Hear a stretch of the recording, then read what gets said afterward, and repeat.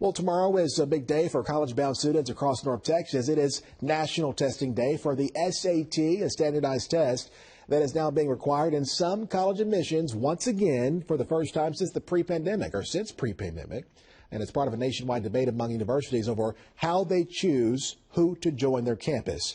NBC5's Alana Quillen is in the newsroom with all the details for us. Alana. Good morning. Yeah, we've seen a growing list of Ivy League schools reverting back to pre-pandemic rules and requiring standardized tests like the SAT and ACT to be taken as part of the application process. Some schools are even accepting AP test scores once again on applications. Now, test requirements were pretty much the norm before 2020, but the pandemic forced colleges to drop those rules because students couldn't even access testing sites because of COVID.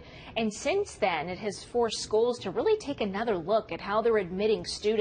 Schools that are now considered test required include MIT, Georgetown University, Georgia Tech, and Purdue University. In just the last month, Dartmouth, Yale, and Brown have joined that list. Other schools are choosing to be test preferred, like Ohio State, Auburn University, University of South Florida, and Wheaton College. It's where they don't require it, but you can still take it if you want. Some, like UT Arlington, are choosing to be test required for specific situations like majors, honors programs, or merit-based scholarships, which that one has become the most common.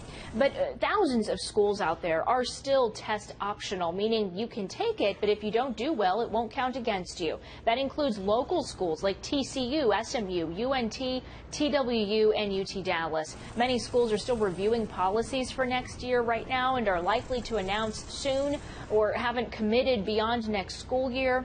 Either way, experts at Katy College Prep of DFW are warning students to be prepared for anything. Well, it's been a roller coaster for a number of years. Even pre-COVID, there were continuing to be shifts in college requirements. At Katy, what we try to do is give the advice we would give our own kids. And that is, I don't care what anybody else does, we're going to make sure you're competitive as you can be. And that includes a test score. By the way, that SAT test being taken tomorrow will be taken digitally for the first time ever. No pencils required at the testing sites, just a laptop or a tablet.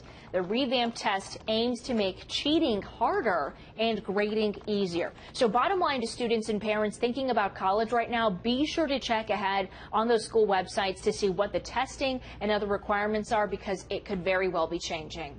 Live in the newsroom, Alana Quillen, NBC5.